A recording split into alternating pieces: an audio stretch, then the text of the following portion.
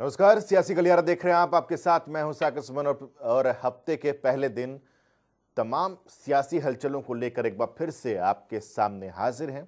लगातार इस कार्यक्रम के जरिए हम आप तक उन बातों को पहुंचाते हैं जो सियासत में कभी खुलकर तो कभी दबी जुबां से कही जाती हैं। उन शब्दों के मायने इस कार्यक्रम में हम आपको समझाने की कोशिश करते हैं, क्योंकि राजनीति चीज़ ऐसी है जिसमें कहा कुछ जाता है, समझा कुछ जाता है और समझने वाला कोई और होता है। जहाँ तक बात पहुँचानी चाहिए वहाँ तक किस तरीके से बात पहुँचती है, ये तमाम चीज़ें राजनीति को और दिलचस्प बना देती हैं। और इन्हीं तमाम चीज़ों को संजोकर एक बार फिर से हम अपना ये कार्यक्रम लेकर आए हैं सिर्फ आपके लिए। तो अगले आधे घंटे तक हमारे साथ रहिए और जानिए प्रदेश में सियासत किस डगर किस स्पीड से आगे बढ़ रही है।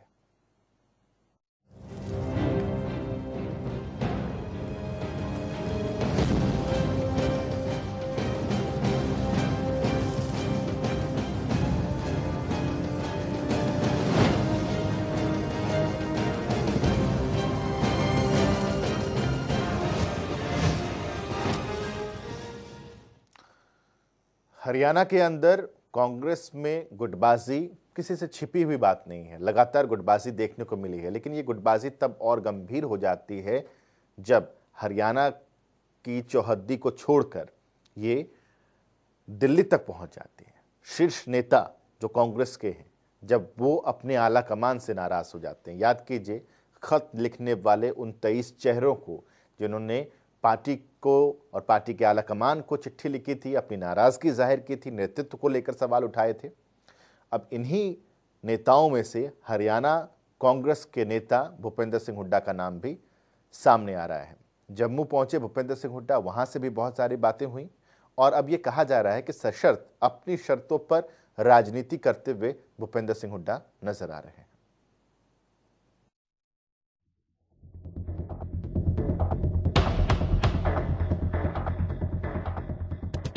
कांग्रेस में शायद सब कुछ सही नहीं चल रहा, क्योंकि हरियाणा के पूर्व मुख्यमंत्री भूपेंद्र सिंह हुड्डा अपनी शर्तों पर राजनीति करते नजर आ रहे हैं।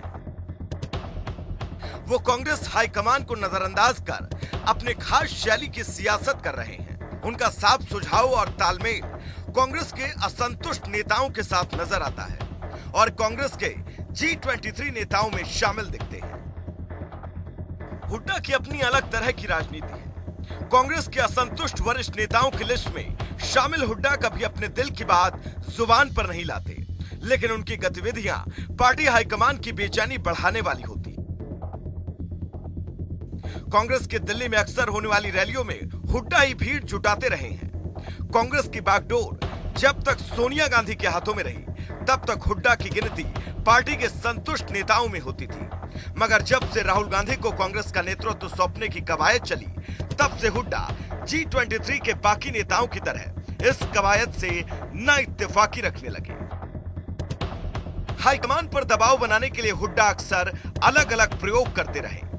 2019 चुनाव में हुड्डा की पसंद की टिकटों पर सैलजा ने कैची चलाई तो हाईकमान के साथ ज्यादा मतभेद उभरे। लगातार 10 साल तक हरियाणा के सीएम रहे हुड्डा की आनंद शर्मा, गुलाम नबी आजाद, राज बब्बर, शशि थरूर और मनीष तिवारी से अच्छी दोस्ती है।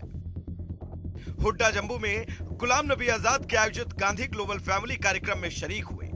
प्रदेश की राजनीति में उनके संबंध रणदीप सुरजेवाला, किरण चौधरी, कुमारी सैलजा और अशोक तंवर से भी अच्छे रहे। लेकिन जब जब हुड्डा के राजनीतिक अस्तित्व को चुनौती मिली, तब तब उन्होंने इस प्रेम प्यार को किनारे रखकर अपनी राजनीति की ज्यादा फिक्र की। उनकी आजकल मौजूदा प्रदेश अध्यक्ष कुमारी सैलजा से भी अच्छी नहीं बन रही। अशोक तंवर के कांग्रेस छोड़ने के बाद 2019 का विधानसभा चुनाव हालांकि हुड्डा और सैलजा ने मिलकर लड़ा, लेकिन इस चुनाव में भी टिकट बंटवारे को लेकर दोनों में गहरे मतभेद बने, जो अब मनभेद के रूप में सामने आ रहे हैं। अब हुड्डा समर्थकों ने जहां प्रदेश में हाई कमान के समानांतर अलग राजनीतिक लाइन खींच रखी है, तो इस तरह की राजनीति कांग्रेस के लिए घाटे के सौदे से ज्यादा कुछ नहीं होगी। ब्यूरो रिपोर्ट, जनता टीवी।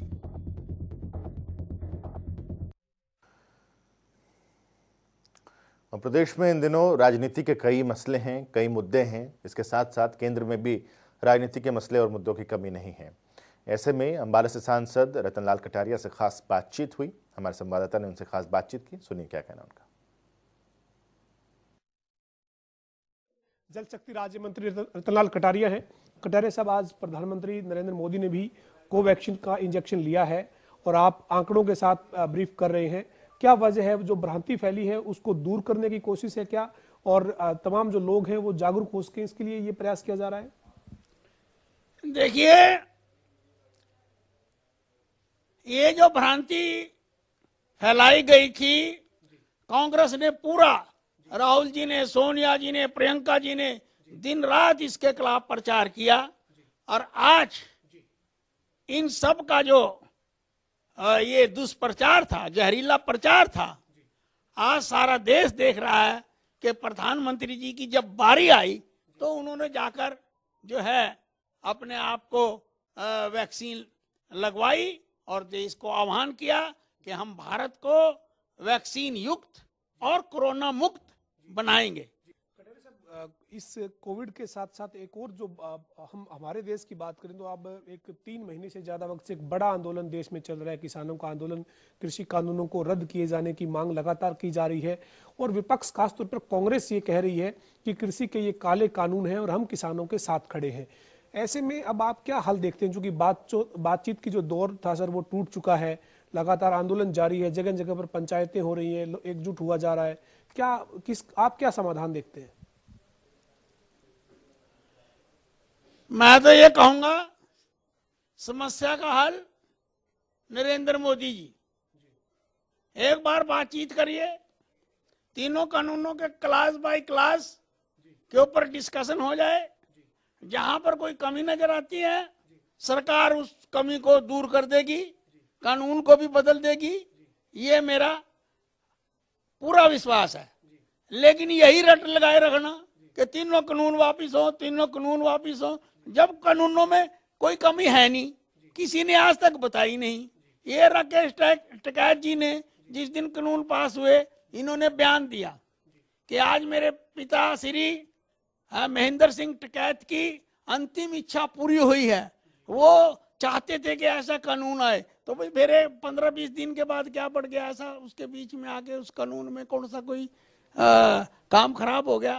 तो ये राजनीति से प्रेरित होकर पंजाब से एक बात चली थी और अकाली भी उसमें मिल गए, तो जो आग लगी हुई थी उसमें अकाली भी भून गए। अब जो इलेक्शन हुआ हमारा तो उसमें नाश हुआ ही, लेकिन अकाली का भी जो है ना कहीं नाम लेने वाला कोई वहां दिखा नहीं। हम तो फिर भी अपनी रिकवरी कर लेंगे। इसका मतलब आपका वो नुकसान हुआ, आपने कहा कि आपका वहाँ पंजाब में नाश हुआ, वो कानून, उसका जो कृषि कानून है वो एक वजह बने उसके लिए आपका पंजाब में इतना खराब प्रदर्शन रहा? नहीं, ऐसा कुछ नहीं था। उसका यह टेम्परेरी कारण है कि कांग्रेस और अकाली दल दोनों मिल गए आपस में और उनका फ्रेंडली मैच चलता ही रहता है, तो उसका खामियाजा जो है ना अकाली दल को भुगतना पड़ा और उसकी सेक हमारे तक भी आई, क्योंकि हम भी जो है 60 साल से उनके पार्टनर तो थे ही हैं, तो हम तो फिर भी संभाल लेंगे चीजों को। तो ये अब आप क्या उम्मीद करते हैं, एक आंदोलन जो चल रहा है इससे कोई बातचीत की दौर जो दोबारा शुरू होने की उम्मीद करते हैं? किस तरीके से, क्योंकि सर लगातार 3 महीने से ज्यादा का वक्त हो गया है, तो ऐसे में कोई समाधान तो निकलना चाहिए ना? देखिए, हमारा तो ये है, किसान हमारे भगवान हैं, हमारे अन्नदाता हैं, भारत को आत्मनिर्भर बनाने वाले हैं, उनके साथ किसी किस्म का टकराव नहीं, और कोई भी सरकार किसानों के खिलाफ कानून बनाने का दुस्साहस नहीं कर सकती। मोदी जी ने जो भी कानून बनाया है किसानों की भलाई के लिए बनाया है, उनको अंतर्राष्ट्रीय स्तर पर मार्केट के साथ जोड़ने के लिए बनाया है, उनकी आमदनी को दुगना करने के लिए बनाया है, और 6 साल में मोदी जी ने किसानों के लिए एक के बाद एक कदम उठाए हैं। और आज क्योंकि कांग्रेस मरी पड़ी है, जैसे जैसे चुनाव आते हैं उसका जहाज डूबता चला जाता है, कहीं कोई उसका नाम लेने वाला नहीं रहा। वो कांग्रेस पार्टी जिसका कश्मीर से कन्याकुमारी तक, बंबई से गुवाहाटी तक सूर्य उदय रहता था, आज उसका सूर्यास्त दिन प्रतिदिन होता जा रहा है। तो ये हमारे साथ केंद्रीय राज्य मंत्री रतनलाल कटारिया थे, जिन्होंने बेबाकी के साथ तमाम मुद्दों पर बात की है और साथ ही स्पष्ट किया है कटारिया ने कि जो कोविड वैक्सीनेशन को लेकर विपक्ष ने भ्रांति फैलाई थी, उसको अब जो है वो चरणबद्ध तरीके से कोविड वैक्सीनेशन का जो टीकाकरण हो रहा है उसमें आज प्रधानमंत्री नरेंद्र मोदी ने इंजेक्शन लिया है। इसके साथ ही विपक्ष पर भी तमाम मुद्दों पर रतनलाल कटारिया बरसे हैं। वीडियो जर्नलिस्ट विजेंद्र सिंह के साथ पवन सिंवर, जनता टीवी, चंडीगढ़। जी हाँ, लगातार जनता टीवी की ये कोशिश हो रही है कि जो जिम्मेदार पद पर आसीन हैं, जो जनप्रतिनिधि हैं, उनसे बात की जाए ताकि जो मसले इस वक्त ज्वलंत हैं, जो सीधा सरोकार जिनका आम लोगों से है, उन मसलों पर उन जनप्रतिनिधियों की जिनको चुनकर हमने आपने भेजा है संसद या फिर विधानसभा, उनसे जवाब लिए जाएं। सिरसा से सांसद सुनीता दुग्गल, उनसे भी खास बातचीत की हमारे वरिष्ठ सहयोगी पवन सिंवर ने। हमारे साथ बात करने के लिए मौजूद है। कृषि आंदोलन जिस तरीके से चल रहा है, आज प्रधानमंत्री नरेंद्र मोदी एक वेबिनार में शामिल हुए। उन्होंने कहा कि जो कृषि क्षेत्र है उसमें जो प्राइवेटाइजेशन है उसको कहीं ना कहीं जो है अब शामिल किया जाना चाहिए, बढ़ावा दिया जाना चाहिए। इसको किस तरीके से देखिए, ऐसा है कि 70 सालों से जो भी सिस्टम चल रहा था कृषि का, सबने ये नोटिस किया कि किसी भी तरह से हमारे जो किसान भाई हैं उनकी आमदनी उतना नहीं बढ़ रही है जितना बढ़ना चाहिए। तो इसीलिए एक ये और एक्सपेरिमेंट करने की कोशिश सरकार की तरफ से की जा रही है कि क्यों ना हम अगर इसमें एक जो हमारा स्टीरियोटाइप सिस्टम है फसल का, उसकी बजाय अगर हम थोड़ा सा फिर बदल करके देखें कि कम से कम जो जमीन है उसमें से कुछ जमीन पर हम कुछ ऐसी चीजें उगाने की कोशिश करें जिसको हम कैश क्रॉप कह सकते हैं, या कि जिसको हम ये चाहते हैं कि उन क्रॉप्स का फर्दर जो उसके अंदर वैल्यू एडिशन होने के बाद उनको हम फर्दर जो है वो मार्केट के अंदर सेल कर सकें। ये तभी संभव हो पाएगा जब हमारे कोई प्राइवेट प्लेयर्स जो हैं वो इसके अंदर आएंगे। तो सरकार की तरफ से एक एडिशनल प्रोविजन, सरकार की तरफ से एक एडिशनल मैं कहूंगी कि हमारे किसान भाइयों के लिए एक ये चीज रखी गई है। अगर वो चाहें तो इसका लाभ उठा सकते हैं और अगर वो चाहें तो वो पहले की तरह से ही अपनी खेती को परंपरागत तरीके से कर सकते हैं। तो मुझे लगता है कि उनको चाहिए कि वो इसका लाभ उठाने की कोशिश करें। अगर बहुत उनको लाभ उसमें मिलता है तो वो इस एक्सपेरिमेंट के साथ चलें, और अगर उनको लगता है कि लाभ नहीं है तो पहले वाली व्यवस्था तो जैसे थी वैसे है ही। तो बहुत अच्छी बात ये आदरणीय प्रधानमंत्री जी ने कही है कि हमें जो है वो प्रयोग करते रहने चाहिए, और जो प्रयोग हमारी आय को बढ़ाने के लिए अगर कारगर साबित होते हैं तो हमें उनके साथ आगे बढ़ना चाहिए। मैम, इसके साथ जिस तरीके से महंगाई लगातार बढ़ती जा रही, पेट्रोल डीजल की बात करें या फिर गैस सिलेंडर के दामों की बात कीजिए, और दूसरा सेक्टर भी जो है कहीं ना कहीं इसको जो है बुनाने की कोशिश कर रहा है। कुछ जगह इस तरह की खबरें आई कि जो दूध है उसके दाम जो है 100 रुपए लीटर कर दिए जाएंगे। ये किस तरीके से देखेंगे मैम?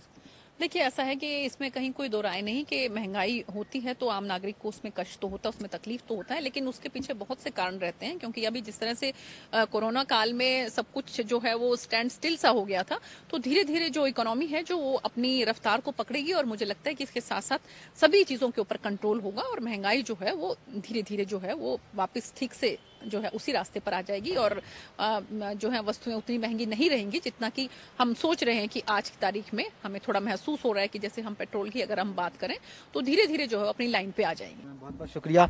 तो ये थे सांसद सुनीता दुग्गल जो जनता टीवी से तमाम मुद्दों को लेकर खास बातचीत कर रहे थे। कैमरामैन राजा के साथ स्पर्श शर्मा, जनता टीवी, दिल्ली। जी, तो दिल्ली से हमारे संवाददाता स्पर्श की खास बातचीत, जिसमें कई मसलों पर सुनीता दुग्गल बोलती हुई नजर आई। इधर आगे बढ़ते हैं, फतेहाबाद की बात करते हैं, जहां पर ओम प्रकाश चौटाला मौजूद थे और ओम प्रकाश चौटाला ने वहां पर सरकार पर भी हमला बोला, मौजूदा हालातों पर, जिस तरीके से प्रदेश की स्थिति है, गठबंधन की सरकार है, उसको लेकर भी तमाम बातें कही, और मौजूदा दौर में जो तमाम किसानों का मसला है उस पर भी अपनी प्रतिक्रिया दी।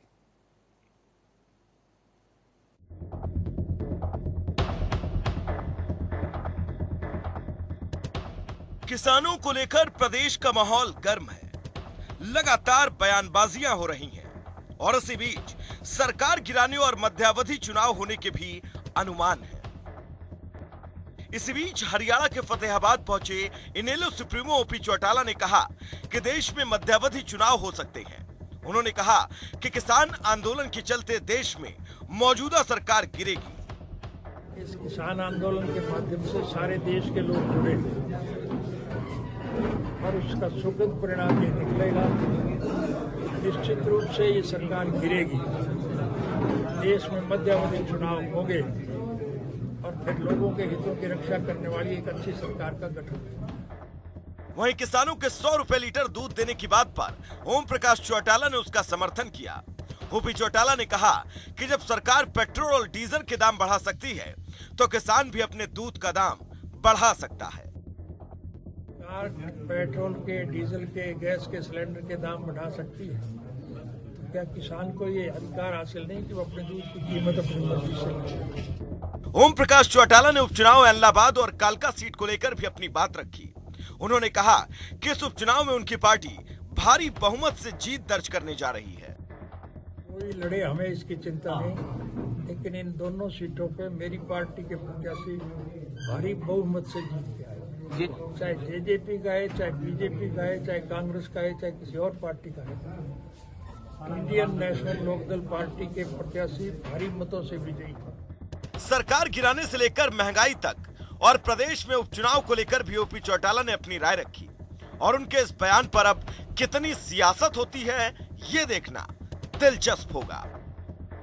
फतेहाबाद से जनता टीवी के लिए जितेंद्र मोंगा की रिपोर्ट। तो ओम प्रकाश चौटाला प्रदेश के अलग अलग जगहों का दौरा कर रहे हैं और लगातार सत्ता पक्ष पर हमलावर भी नजर आ रहे हैं। इधर अगर हम बात करें कांग्रेस को छोड़ने वाले और अपना नया मोर्चा बनाने वाले अशोक तंवर की, तो अब अशोक तंवर नया मोर्चा बनाने के बाद लगातार अग्रेसिव नजर आ रहे हैं, आक्रामक मुद्रा में नजर आ रहे हैं और अपनी पुरानी पार्टी को भी और मौजूदा दौर में सत्ता में जो काबिज गठबंधन है इसे निशाने पर ले रहे हैं।